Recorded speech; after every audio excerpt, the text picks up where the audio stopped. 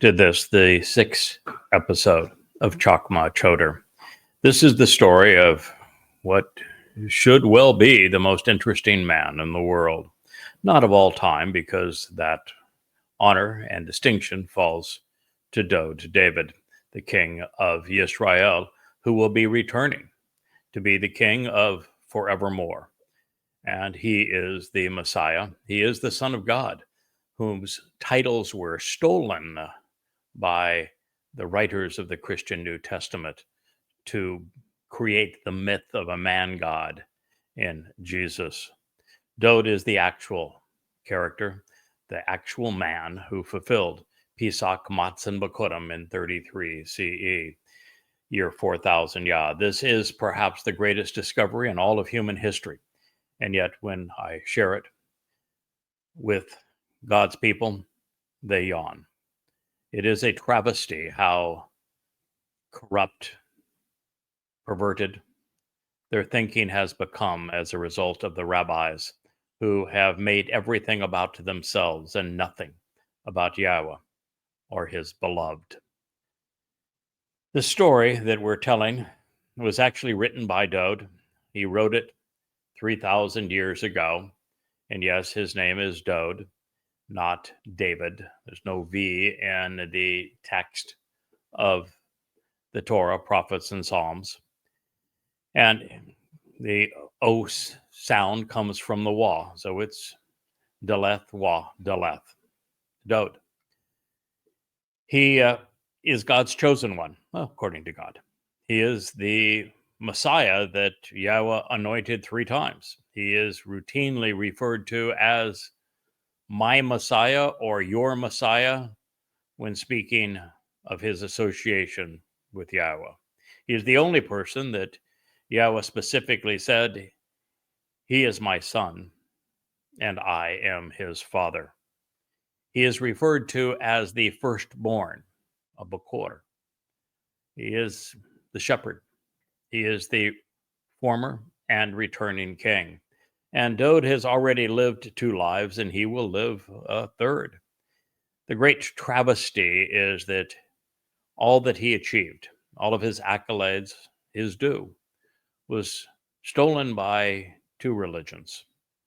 First, by Peter, Paul, Luke, and Mark of Christianity, when they, in their hearsay texts, claimed that everything pursuant to Dowd, being the Son of God, being the king, being the shepherd, being the branch, being the Messiah, being the Savior, the one who fulfilled Passover, the one who was actually crucified by the Romans, somehow belonged to this mythical misnomer, Iesu Christou, who never actually existed. To make matters worse, rather than recognizing that there had been hundreds of exceedingly specific prophecies regarding Dowd, many written in his own hand, many in first person, where Dowd himself said, I will suffer crucifixion, where he announced that he would fulfill Pesach Matzon Bakurim, described exactly how that would transpire in first person with the 22nd Mizmor Psalm. And in the first 30 Psalms, he explains why he decided to serve in this capacity and why God elected to allow his son to do this very thing. And yet, rather than recognize that, rabbis in the first century, instead of saying to the Christian authors, you're full of it, there's not a prayer that this mythical misnomer, Iesu Christou, this Greek name with a Greek title, is somehow associated with anything that was said in the Torah, prophets, and Psalms, especially when everything that is said about what just happened pertains to Dowd. But they didn't do that. Instead, they foisted another false Messiah on the world, Bar Kokhba. You might know his symbol, Yisrael, because it's under his star that you parade.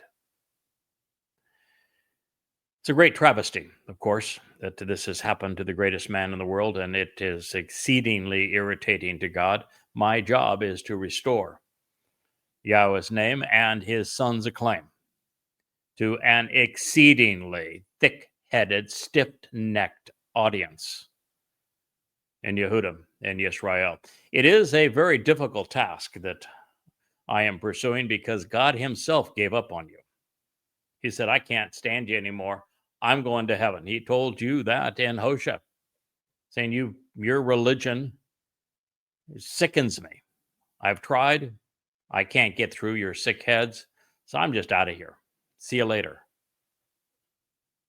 And all the while, God said he couldn't find anyone. There wasn't a single Jew, not one, over the course of 2,500 years that would listen to him, that was receptive to him, that would speak to his people about him.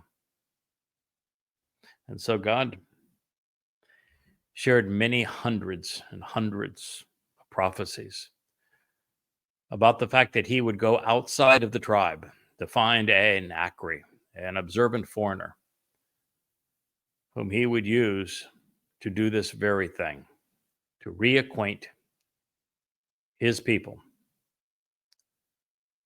with their Savior, their Messiah, their King, God, and to reestablish Yahweh's name among his people. That is my job, although you are not making it easy, and that is to your shame. Well, as we continue in the 14th mashal that Dode wrote of the man that would do this on his behalf, he says, as was the case with Moshe and with himself, that there would be tears and jeers along the way. And so, in addition, gam is the Hebrew word, in joyful laughter as well as in mocking derision, ba shakok, in sport and scorn, ridicule and in humor. He may be anguished and grieved. He may be pained and sickened, may be sore and sorrowful, but he will also be both judgmental and at sometimes in his thought process, he may even show some emotion. This is an interesting statement. And by the way, my lovely wife just brought me a smoothie of watermelon juice with my favorite flower. This is a plumeria. We grow, I probably have 500 plumeria trees here on our property. That is lovely. We also grow our own bananas, and I think that is mixed with the banana. It is a lovely treat that we have and we can produce right here on our property on this beautiful island. Also, speaking of things that are available to you and to me, Mariah, a lovely covenant member, was able to take the full text of this chapter that I'm sharing with you right now and turn it into a form that Facebook would actually accept. They don't accept PDFs. And this gives you the opportunity, should you want to read along with us. When it comes to sharing the Word of God, I do not ad-lib. When it comes to sharing my thoughts about it, most everything is ad-lib, although when I'm doing the translation and insights come to me about what I have just observed, I will share them in the text. And I'm always keen to convey them to you as well as my own thoughts as we're reviewing this live and this live stream together. But if you want to find the basis of these translations, you will find them posted on our Facebook page, the Craig Winn Facebook page. Very high up, I think it's the first item now in the page underneath this particular live stream. So that's there for your consideration, should you want to follow along. So Dode said that this is going to be a thoughtful exercise as well as an emotional one. It is going to be a time of great joy but also of mocking derision. It will be a time of anguish and even grieving at times. And all of those reactions are true. Israel, you are a tough crowd. I love every moment with Yahowah. Here it is now, 6:30 Atlantic time. The sun has now set. I started this morning well before sunrise, doing translations and commentary on what is now Second Chronicles 6, from beginning to the end. In fact, I even went a chapter before it, and then all the way to the end of the chapter. And it's hard to pull myself away from translating and sharing insights, because it is the most rewarding part of this job.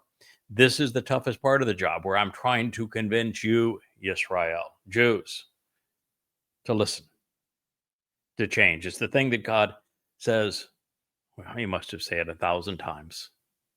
You need to shub. You need to change. You've done it one way, which is the religious way, the political way, now for 3,000 years, and it has worked out very poorly for you. And nothing is going to change in that regard, other than it's going to get much worse over these next 8 years as you enter the time of Jacob's troubles. And the only hope for any of you is to change, to return to Yahowah, embrace his name, accept the greatness of his son Dod and all that he has done for you. Walk away from the rabbis. They have robbed you of a relationship with Yahowah. They have robbed you of your soul. Take it back from them. So, also in joyful laughter as well as in mocking derision. He may be anguished and grieved, although he will be judgmental and bear the proper attitude. While with her future in the end, jubilation will become anguish and affliction. Her, in this particular case, speaks to a really horrible person, one of the worst people I have met along life's way, and I have met some real scum. But there was a woman that feigned friendship with my wife for the purpose of filling voids in her life. She was a complete fraud the entire time, but she weaseled her way into my company through my wife, and such that when she was here, she did everything she could to undermine everybody, including me, and besmirch my wife with everyone, telling all who would listen, people who had followed me for years, that my wife was a evil woman, when in fact all she was doing is projecting her own traits on someone else, and the whole time being totally manipulative. And she was able to lure away a goodly number of people. I use goodly as significant, not as in good. Although, many of them had at one time been that way. But they have been badly tarnished now. And so she is the one that may at moments celebrate their newfound fame, where they wear me like a skin, where they have nothing to offer that is original, other than to twist and pervert what I have written and shared over the years. And what Dod is saying, because he's really angry at her, despises her, because he loves my wife. He cares deeply about what I'm doing on his behalf and what we are achieving with his people.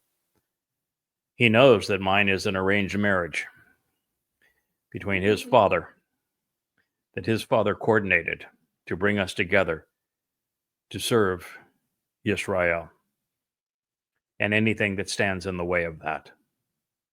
Dod is the first line of defense. He is our king. and he is exceedingly displeased. And so he is saying the fate of this evil woman is affliction. Now, in my case, since I'm more cerebral than emotional, I'm not often grieved. My wife will tell you that. However, Israel is an exceedingly tough customer. You're not going to wear me down. You will not prevail in being indignant and irascible. I do not give two hoots if your heads are as tough as that Western Wall to which you bow. You will change in the end. Of that I am certain, because the prophets have spoken of it. That doesn't mean all of you will. Some, at least 2/3 of you, probably many more than that, won't even survive the next 8 years. And of those who do survive, most of you won't change. But there will be thousands of you, hopefully many, many thousands of you, who will listen, who will restore their relationship with Yahowah and their Messiah, the Son of God, their King, Dod. So yes, Israel is a tough customer, and those opposing her are so vindictive. Frustration is common. It's hard to fathom how a God so generous, uplifting, and kind can be so unpopular. But among the Israelites, he is. They won't even say his name. A name that he provided to them 7,000 times, and yet they have erased it. It's almost as if they're embarrassed by it. And yet their name includes his. And by the way, his sons, Yahud, Yah, then Yahowah, Ud, Dod, means Yahweh's beloved. You bear both names, and yet you won't recognize either. As for the reaffirmation that the likes of those who have rebelled against me, and I want to stop here and reemphasize something. I had Kevin.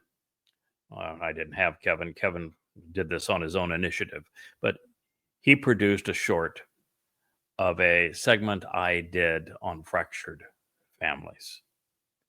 And it is the best short in a long time. It explains how every family associated with God's people and even with God himself is fractured. And so when I speak of a fracture in what was the covenant family prior to our rebranding and move towards this Yahowah blog under the light of this menorah, I'm in good company. And it's important for you to recognize that. Dode recognized that it would happen now, and Dode's an expert when it comes to fractured families. So is Yahowah. Yahowah's had a fractured covenant family from the beginning.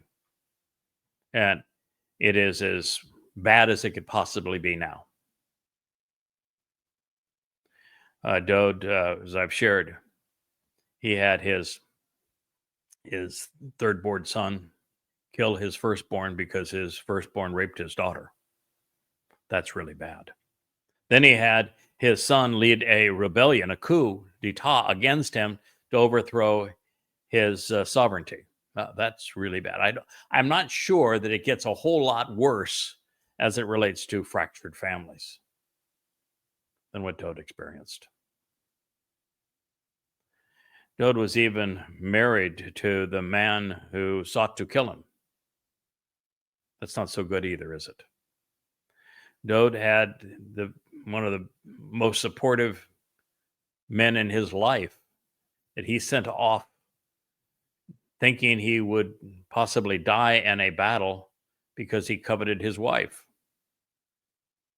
And that put him at odds for a while with Yahweh himself. That's a fractured family. Dod is symbolic of Israel. He is both that fractured family and the one who brings it all together. You look at Moshe. Moshe's was given up by his mother, brought into the worst family on earth at the time, in Pharaoh's house, raised by the Pharaoh, tries then to save his own people, his family, from being beaten to death by an Egyptian taskmaster. And what happens? Rather than thank him, they threaten him. That's why he hightailed it out of Mitzrayim and was shepherding sheep in Arabia when Yahweh introduced himself to him. Oh, by the way, by name, saying Yahweh is his name for all time, the only way he wants to be remembered. Not as Hashem, not as Adonai, not as G-D, as Yahweh. Certainly you believe Moshe and the Torah, right? No, I guess you don't. Well, Moshe would, tell Yahweh, no, there's no way I want to go back and help those people. Look what they did to me. Surely you know what they did to me when I tried to help them the last time. But Yahweh is persistent. I tried that same thing too, to weasel out of this job. You don't bother to argue with God. When he wants what he wants, he gets what he wants. I'm glad, I'm delighted. I mean, I'm not going to suggest for a moment that he usurp my free will. He just has a way of saying, okay, I want you to do this job. What do you want in return? And instead of saying, I want a small fortune, thank you very much. No, I just said, I want you to protect my family so they're not threatened, because the job you're asking me to do, no one has ever survived. Second, I would really like you to be at my side this entire time, because the job you're asking me to do, I'm not qualified to do, and I don't think anyone in the history of the world's ever been qualified to do. So it's essential we work together, not independently. And the third thing I said is because my whole skill set going to this point has been marketing. I think it's important that you take the reins and marketing what we do as it relates to, the first job was Islam, promoting our findings. And I always say, well, reach into your pocket and read what's there.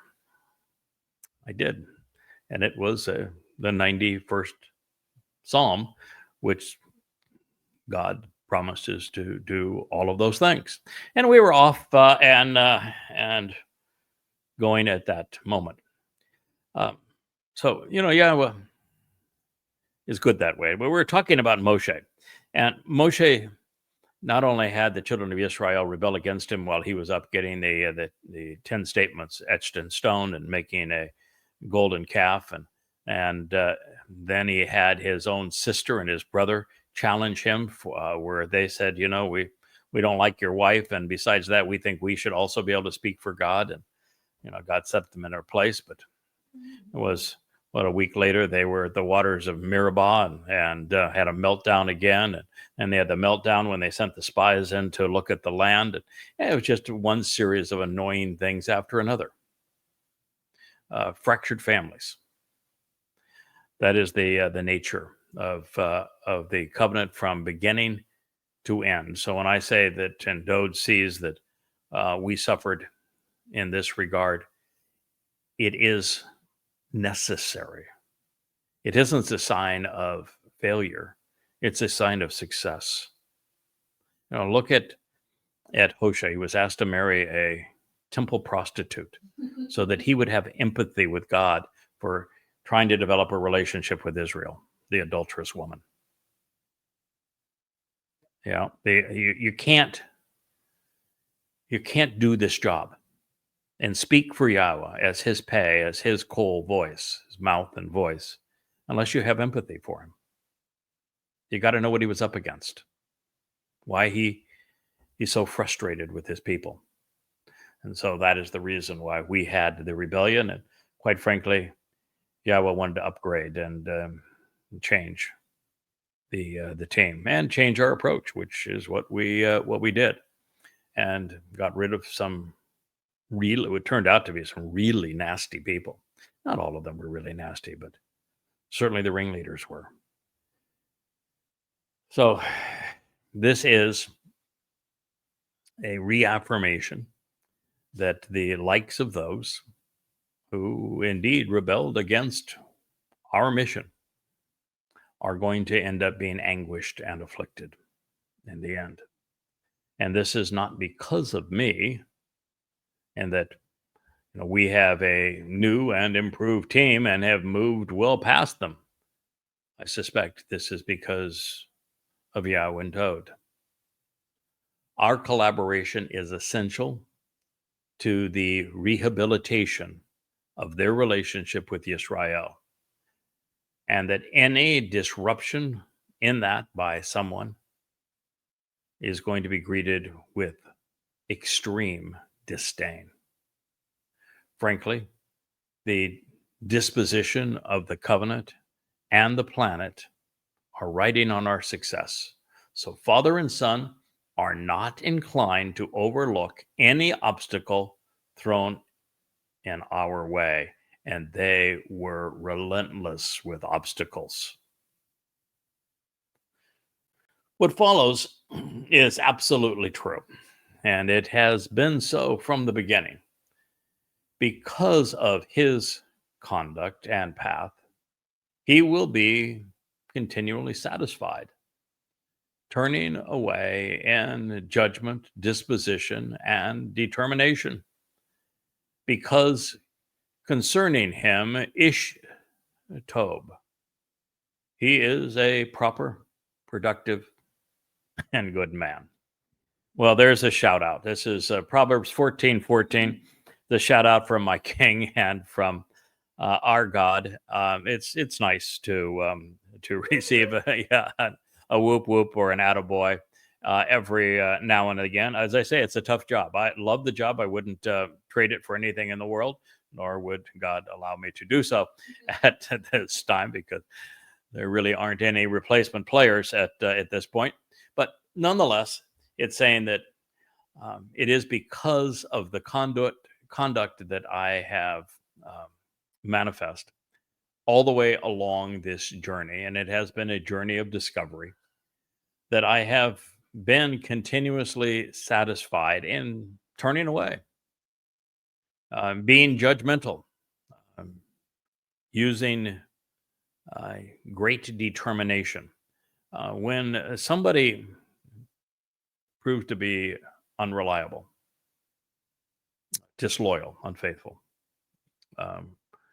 working against the things that I have offered to them and brought to them, I'm very decisive. That's it. We're done. Don't let the door hit you on the way out. And that seems to be acceptable and pleasing to our King and God. And it says, because concerning him, Ishtob, he's a proper, productive, and good man. Now, just to put this thing in proper perspective here, Tob means many things: generous, pleasing, desirable, acceptable, proper, productive, all those things. And all those things are just fine. Good, not my favorite word. Shaul was good, and yet he was a very evil man. What matters with God is being right, not good. And so I'm much more focused on Sadak than I am on Tob.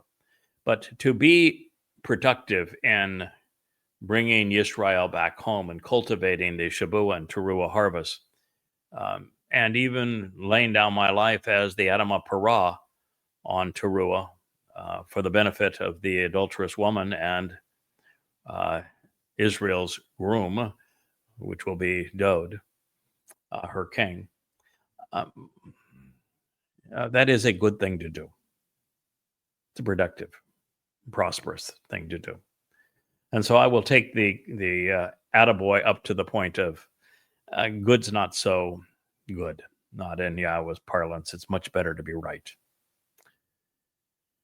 But it has taken a score of years and some 100,000 hours to translate the text, add the commentary, and deduce the insights that will ascribe the results, and ultimately figure all of this out from beginning to end. And it's true that I have stayed the course. And I'm not only satisfied with what we have accomplished, I seem to have the right disposition. I've shown the proper determination, and I've been appropriately judgmental. Clearly, Yahowah and Toad agree. So here's to family. Together, we have been productive, and that pleases God. And I think Toad and I work exceedingly well together. And don't think for a moment that the Christians are right in their New Testament that Toad is not only dead and buried and not in heaven, which is what they have written.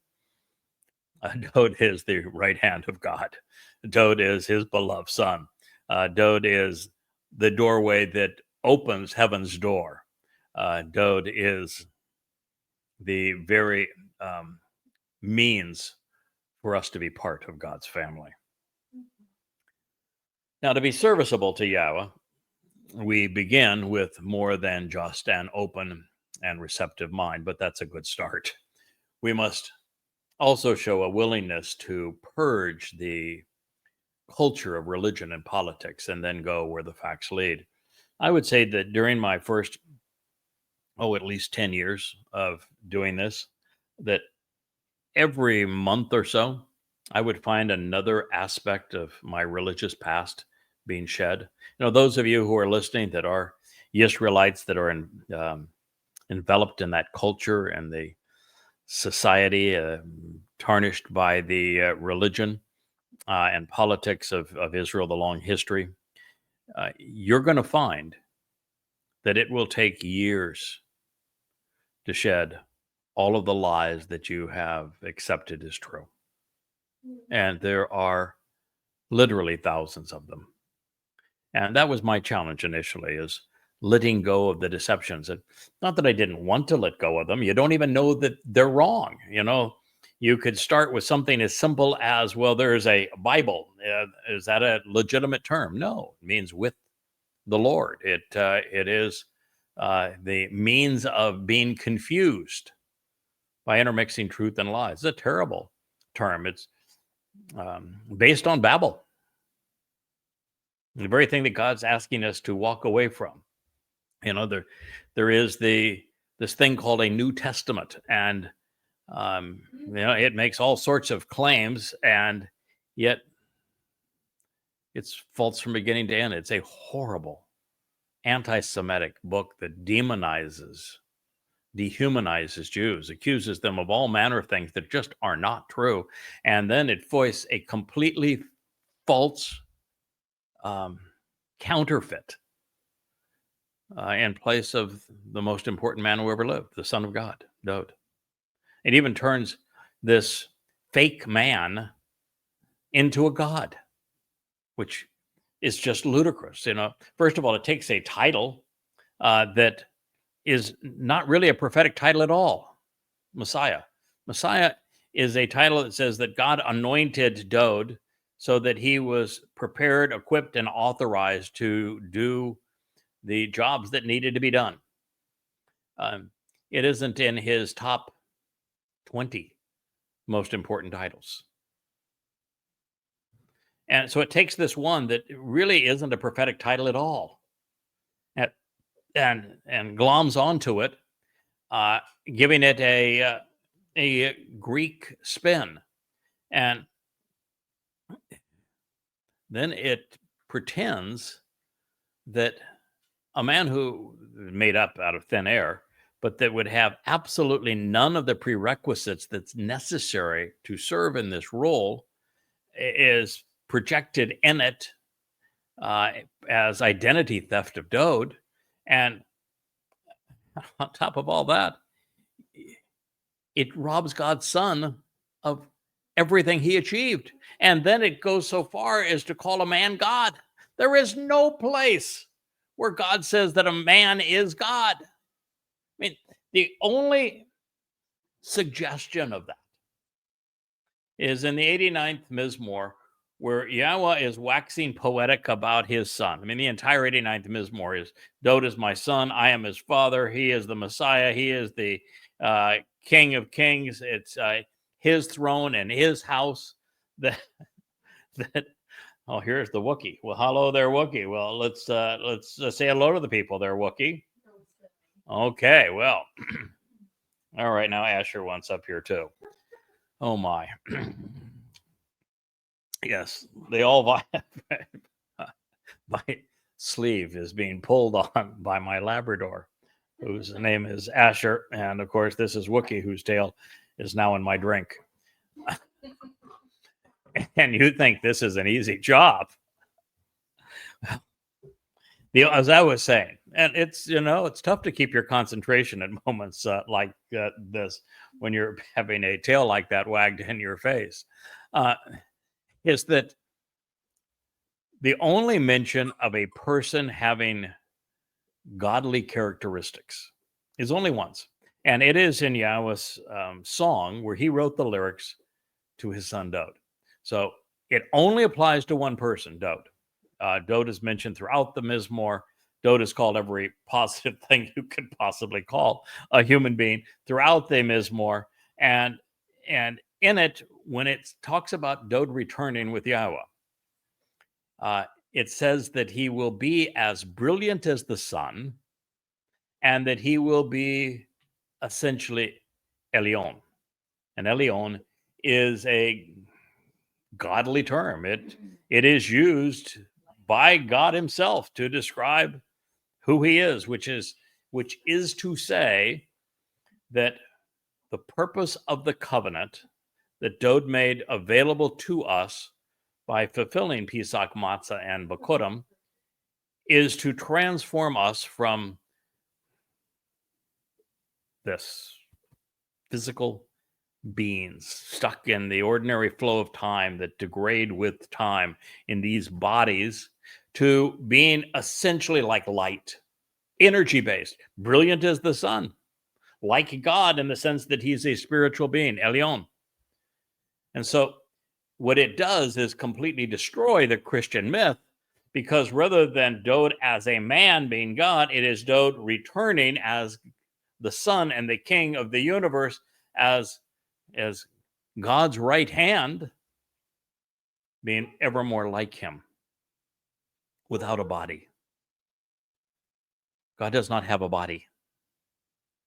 All of God wouldn't fit into our entire universe, much less our galaxy, much less our solar system, much less our planet, much less all of Israel, much less a single human being. I mean, you just have to be stupid to be a Christian and to believe that a person who isn't even mentioned apart from these hearsay accounts is somehow God. No, Dod is the one.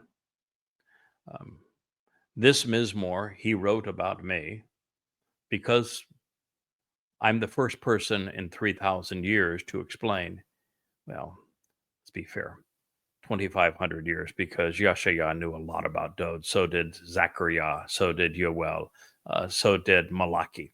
So the last of the prophets spoke vociferously about Dod, even Yirmiah. And so it is true that in the last 2,500 years, I am the first and only person to understand who Dod really is, what he has achieved, why it is essential that we embrace these truths if we're going to return to God. And so I'm also the only person to reintroduce God's name to his people. I'm the only person to have written 35 books of a translation of an amplified translation, a far more accurate and complete translation, an easily verified translation of the Torah, prophets, and Psalms. I'm also the only person who has written 13 books disproving the religions that get in the way of the relationship God intends: Christianity, Judaism, and Islam. There's a lot writing on this. We have accomplished a lot together. And so Dode is exceedingly protective and supportive, as is Yahowah. And so it is true that to be usable to God, to even enter his company, we have to be willing to purge all of the culture of religion and politics and go where the facts lead. And for me, that was a deliberate process over the period of some 20 years. And even, the first 10 years were the most challenging of it, because I was wrong about a number of things. It's just part of the culture. And if you're a Jew, you're going to think that I'm wrong about the pronunciation of Yahweh's name because you've been told that for so long. You're going to think that there was an oral Torah, that the Talmud is Torah, because you can't fathom it being otherwise. You're going to think that Pesach is actually a 7-day celebration when it's not. You will not have any appreciation for matzah being the center of Chag matzah and Pesach just being the first day. This notion that God has a son, it's tough for you to accept because you have been lied to for so long about that, or that there really is a man who was called the Messiah by Yahweh, who is also the returning king for whom Yahweh is building the throne. These are difficult things for you to process. So I can empathize with you. And I know that in this case, I've just had a 24-year start. So Dode writes, the open-minded, pethe, the readily persuaded with the capacity for changing his mind and his situation, can be trustworthy and reliable, dependable and true, with every word and statement. Now, pithe, which is the operative term of Dode's 19th Mizmor. Dode's 19th Mizmor is a soaring ode to the Torah. And he says that the Torah is easy to understand for those who are open-minded, and that it is provides salvation for our souls. And in it, he uses pithe. And for the most part, pithe means to be open-minded and receptive, which is part of the process that we need to develop if we're going to be receptive to God. But they can also mean simple-minded as well. And it is used even in this mashal to besmirch those who are simple-minded. So it's like so many Hebrew words. There's a dark and a light side, and it is our Chakmah up here, our intelligence, that must discern the proper application in every case. So the open-minded, he is trustworthy and reliable, dependable and true, Aman. And that was one of the things that I made a deal with Yahowah on, is I said, I'll go where your words lead. No matter where your words lead. I don't care how unpopular it is, I'll go where your words lead. I mean, can you imagine how unpopular it is to have to say that Jesus Christ never existed, that he is a complete myth, that he is the product of identity theft, and that the person who actually did what matters in fulfilling Pesach, Matzah, and Bakodim in 33 CE, year 4000 Yah, is actually the Son of God, is actually the returning King and Shepherd and our Savior, and his name is Dode David. That's one of 10,000 examples. But if you're true to the words and you go where they lead, then you're in a position to serve God's people and to be acceptable to him.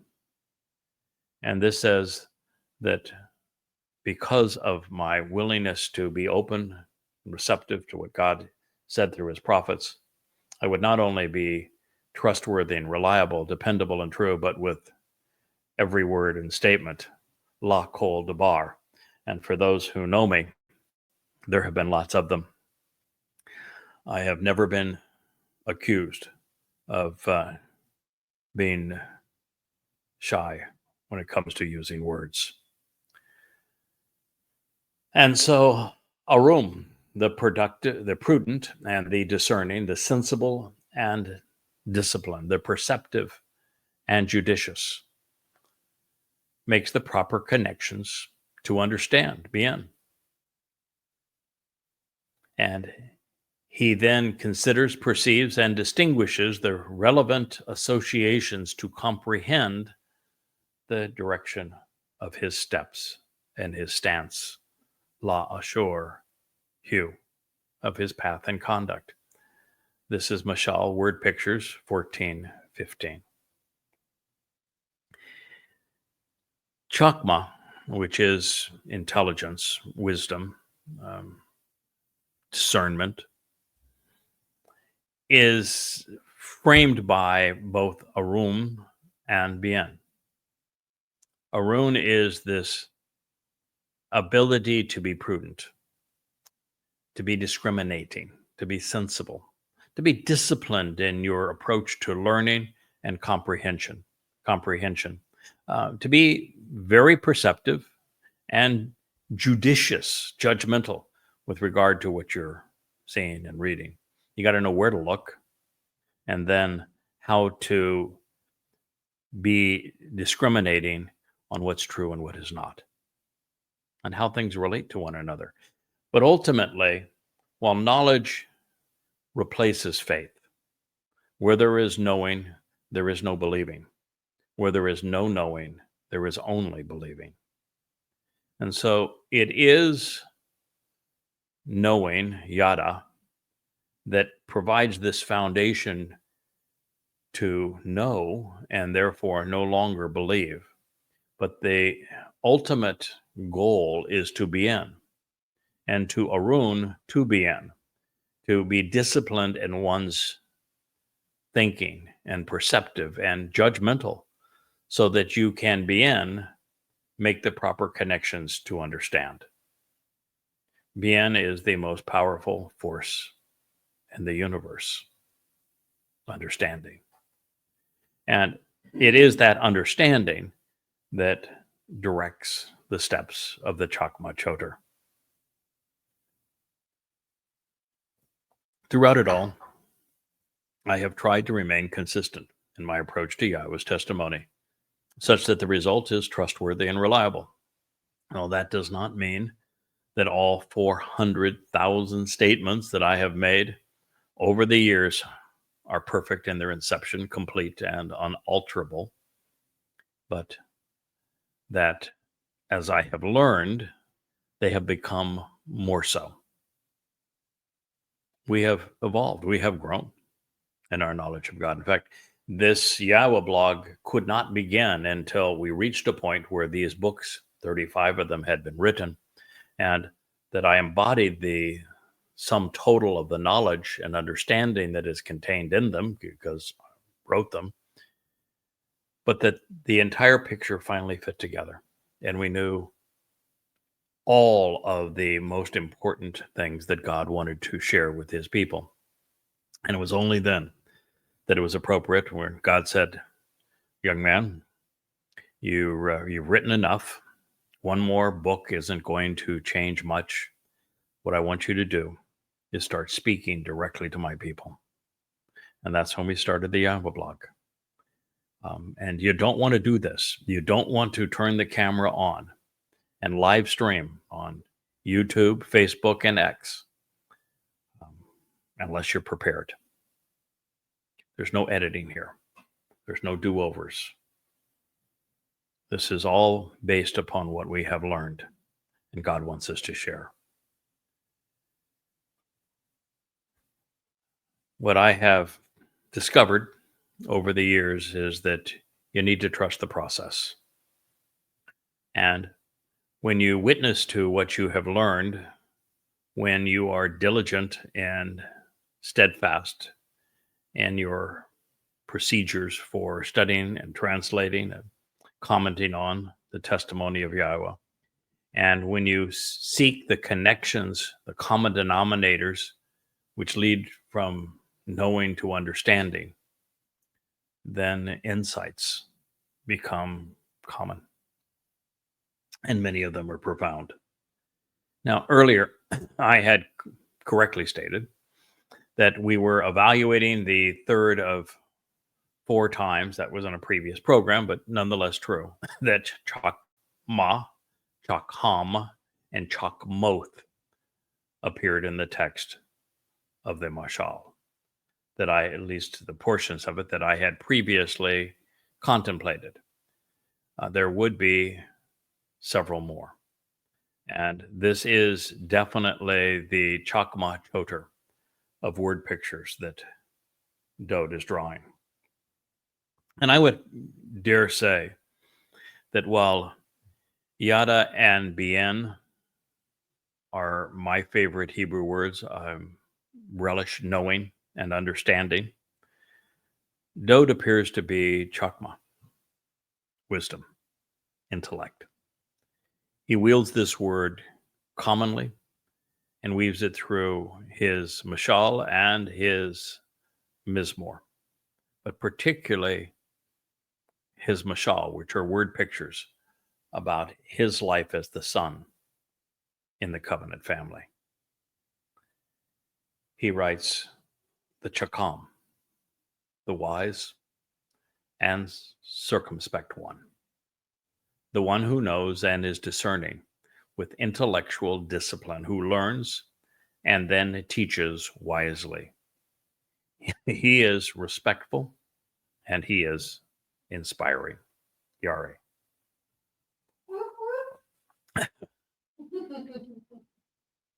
Thankfully, my wife likes me. So, hey, that's 3, right? I got Yahowah, Dode, and my wife. And eventually I'll wear you down, Yisrael. You'll come to appreciate what I'm saying one day too. Therefore, he turns away from that which is troubling and wrong, raw, that which is inaccurate and immoral, disagreeable and malignant, vexing and for naught. But the foolishly rebellious, ignorant, and irrational simpleton, kasel, the stupid and senseless, is passed over for independently going to the other side. Sounds like a rebellion to me. A bar is intoxicated and is passed by, alienated and estranged for transgressing on their own initiative. Hitpael participle. We'll address that in a moment. And they stumble, they trip and fall, losing control by misstepping. Mashal, word pictures, Proverbs 14:16. So we are embraced now for the 4th time by a variation of Chakmah, this one, Chakam, the wise and circumspect one. That is Dode's perception of the Choter. That is Yahowah's perceptions of the Choter.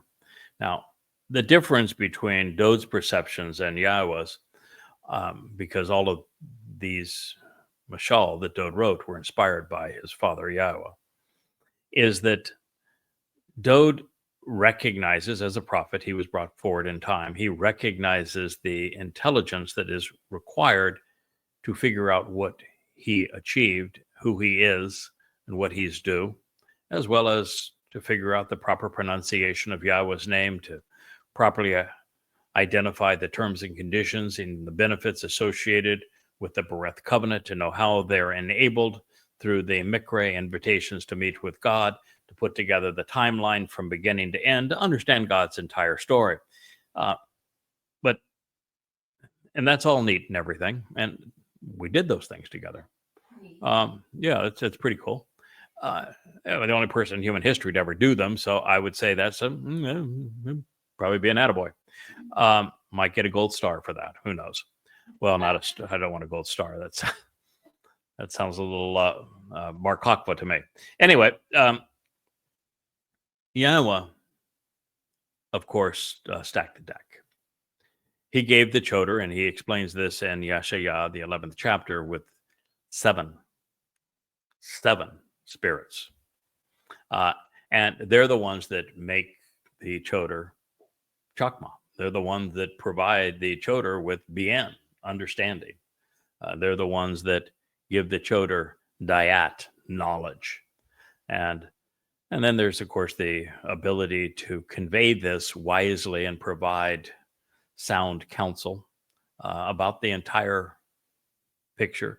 There's the importance of being bold, capable, courageous in doing so, which is one of the seven spirits, and even the respect for Yahweh's name and the spirit of Yahweh directly. All of these seven spirits were given to the Choter, and the Choter prevails because of them.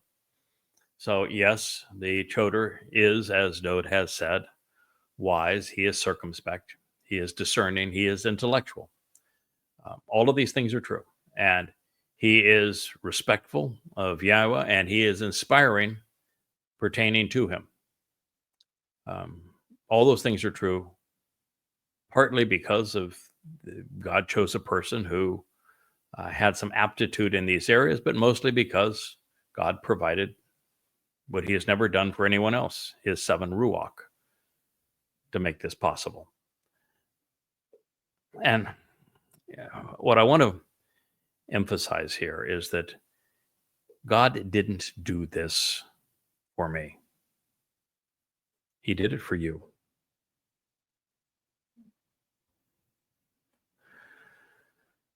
Therefore, he turns away from that which is troubling and wrong. Ra is has two meanings in Hebrew, both of which are important. One speaks of countrymen, neighbors, colleagues, fellow citizens of Israel, for example. And the other is wrong, evil, inaccurate, immoral, disagreeable, malignant, kind of concerning Israel, that the word for neighbor and the word for evil is the same exact word, isn't it? Something to think about. But the foolishly rebellious, the ignorant and irrational, the simpleton, is passed over for independently going to the other side, a bar. A bar is a interesting term because it is actually the basis of Pesach.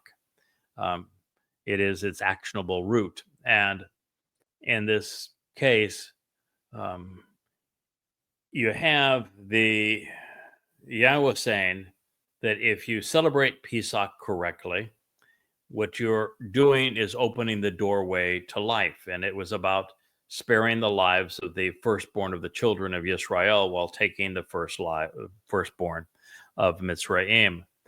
Firstborn is important because Dode is Yahweh's firstborn, and he gave his physical body, Bashar, which meant nothing to him, in this way. He wasn't human sacrifice because the only thing that matters about Dode that made him uniquely who he is his nefesh soul, and his nefesh soul did not die. Just a Bashar body that Yahweh gave him. The same thing will be true with the Adam of Parah when he is sacrificed on Towrah. So what the basis of Passover means is that Yahweh will pass over relative to ending one's life and death, those who avail themselves of Pesach as it's intended.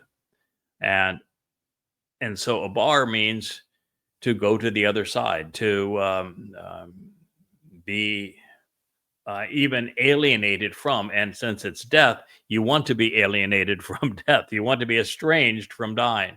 And so that's the meaning of the verb. Now, the reason we're saying for independently going to the other side is that it was scribed in the hit pael stem. The hit pael stem means that the foolish and rebellious, the ignorant and irrational, the simpletons, are acting on their own initiative. That God is not speaking through them. That God is not giving his spirit to enlighten and empower and to educate and embolden them. They're doing this on their own. Religious gods are made by men. Jesus is a religious God. Allah is a religious God made by men. Hashem, Adonai, religious gods conceived by men. You don't want to be in that group. So Excuse me. I have a Labrador who has a foot fetish. Maybe I'm not a very good dog parent, but sometimes rather than having her lick herself to the point she can't walk, I need to get her attention. So excuse me. So that is why it was independently going to the other side. And when you do so, you're not only estranged from the covenant and from God, from working with God, but you stumble and fall. So in Yashaya 11, Chakmah is a spiritual accoutrement, while here in Mashal 14, Chakam is being presented as a title. According to Dode, the Choter is Chakam, circumspect.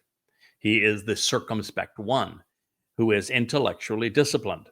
So while he may be a stick, he is a very clever one.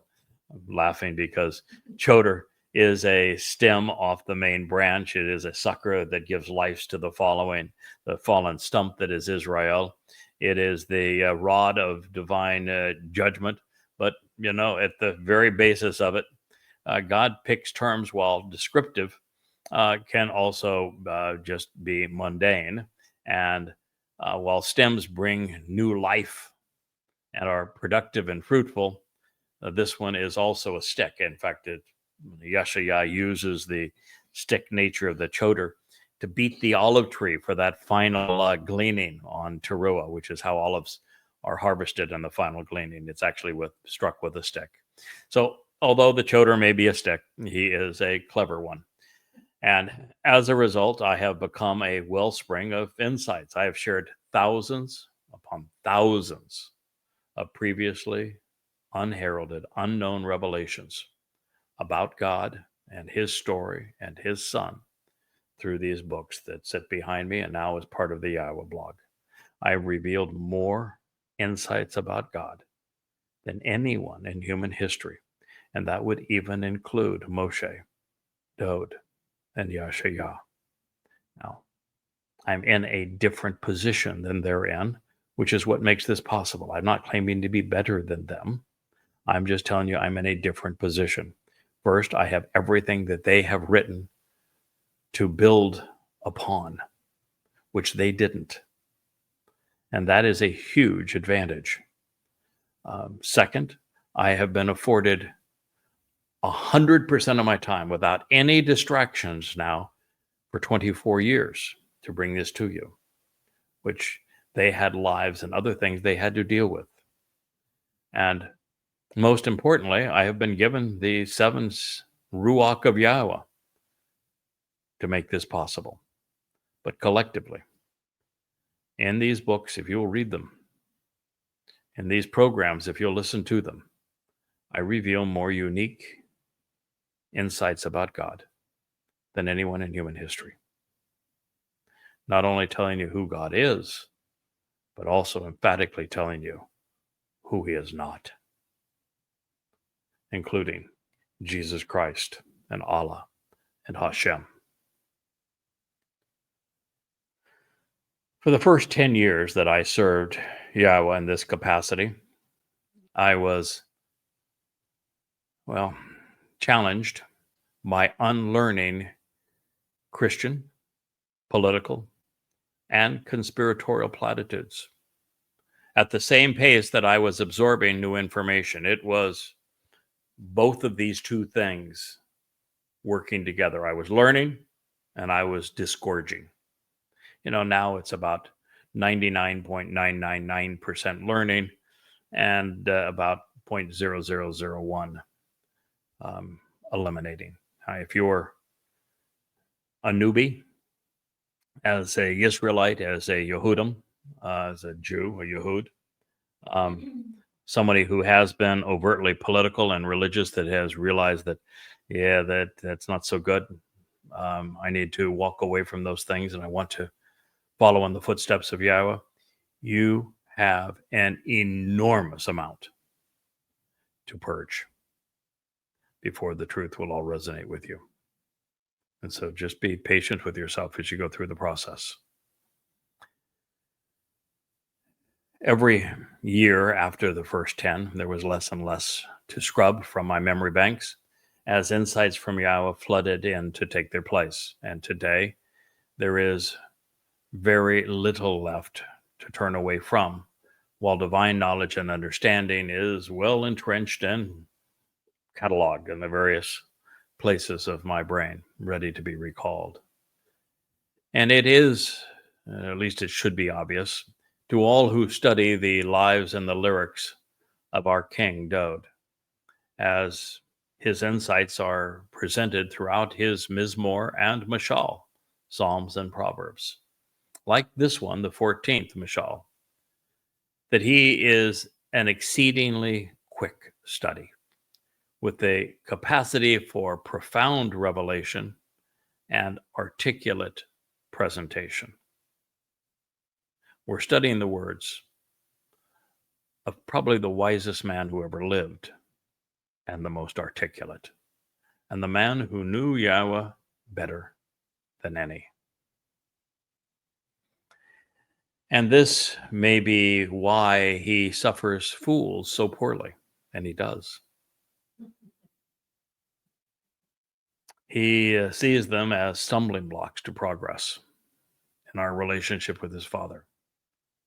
And we need to get about the job of scrubbing those religious lies away and embracing the truth, because we only have 8.5 years left.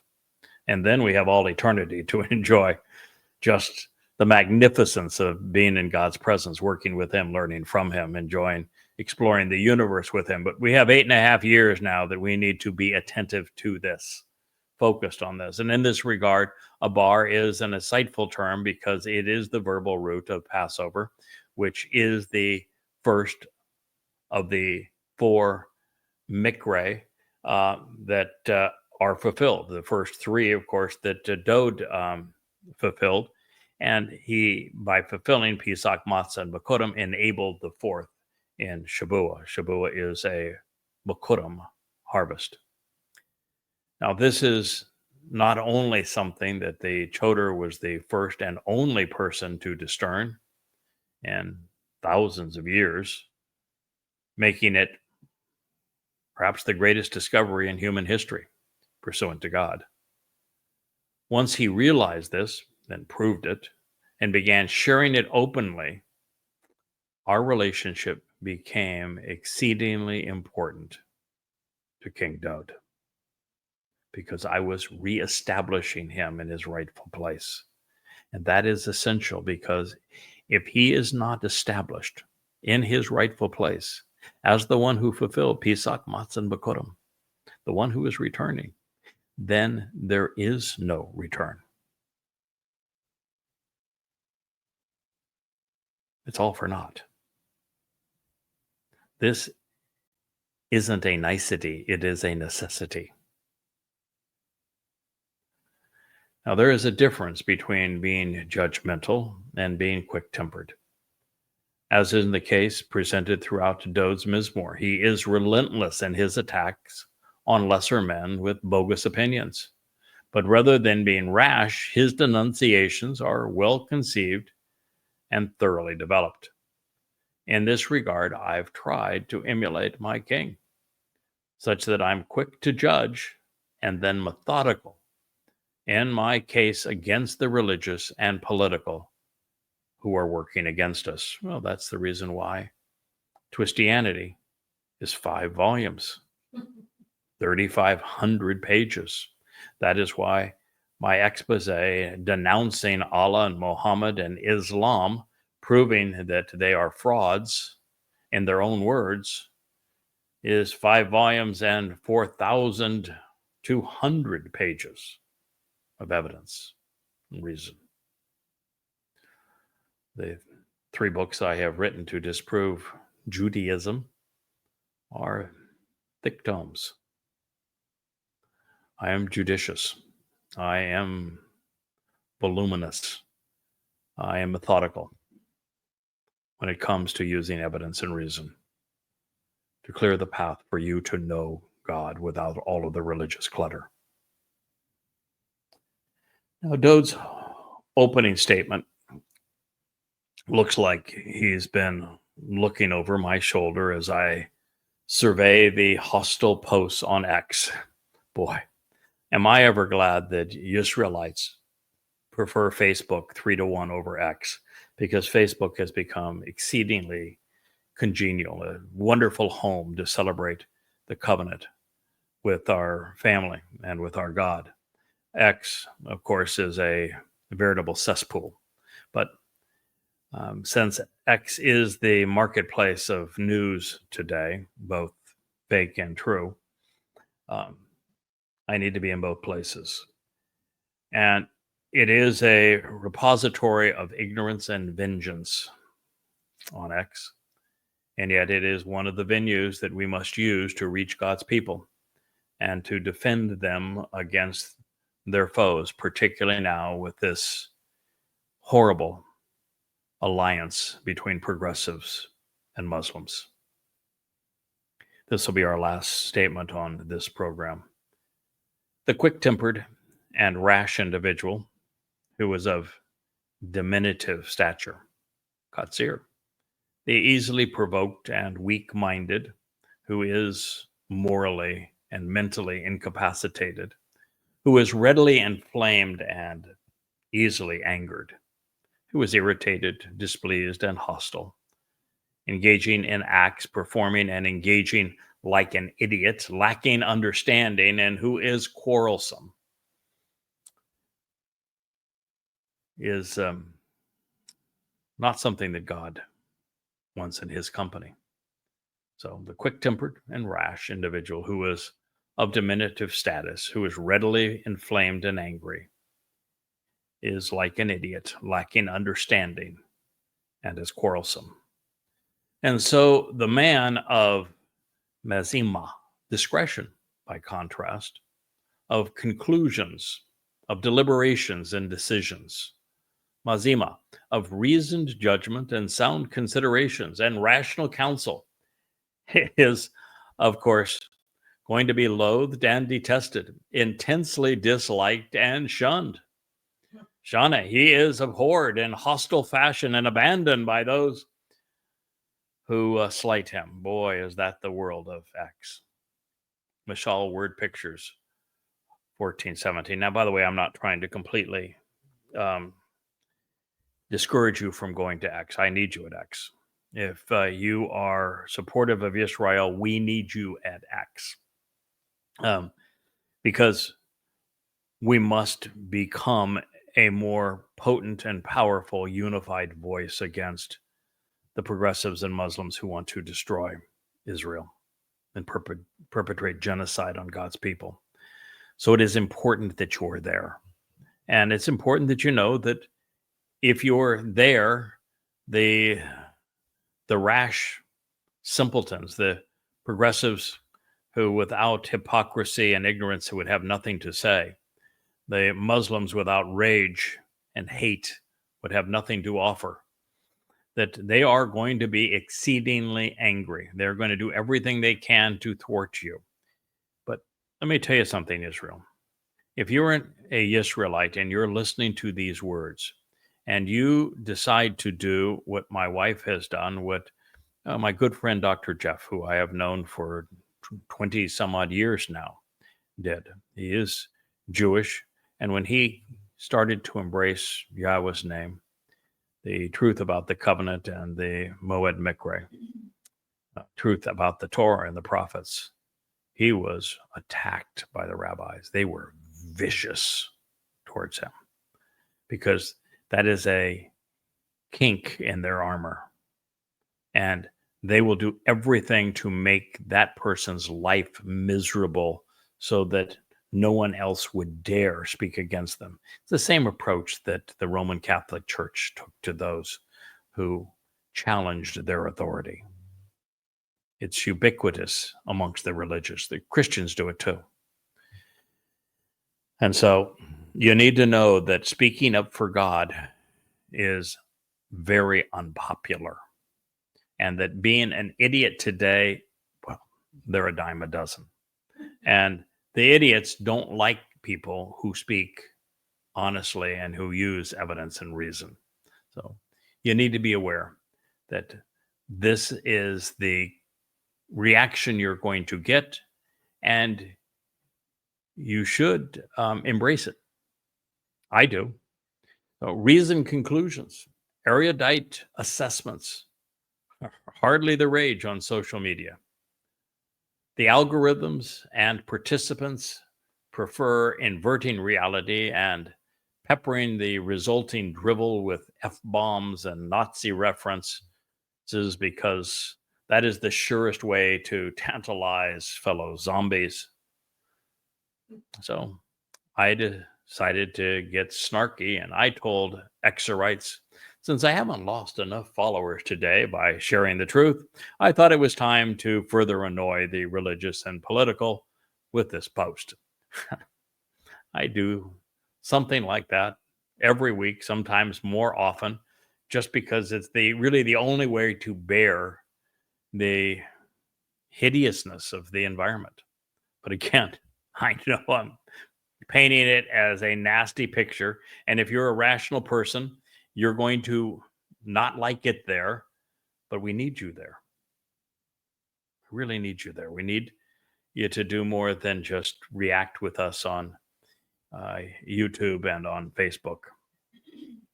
So participating in social media for the first time this year was a real awakening for me. You know, I had thought that society had been dumbed down to a deplorable level, but X, well, it serves as proof. There is no longer any shame in being stupid. Retarded is now an accolade amongst the petulant and cantankerous. So with that, I would like to conclude this episode of Chakmah Choter, our sixth. Look forward to being with you tomorrow. Fortunately, I am now about 150 pages ahead of where we are because the document that I'm sharing from now is written to be part of the fourth volume of the Coming Home series. It is Bashar Herald. The chapter that we're on now is Chakmah Choter. And I have moved in the pursuit of understanding this Chakmah Choter theme, this man from Edom. I've moved now about 150 pages ahead of where we are, so I can be a little more relaxed as I share it with you, knowing that we have lots of material before this particular well runs dry. So thank you for listening. I am the Chakmah Choter, and I appreciate your attention. Good night.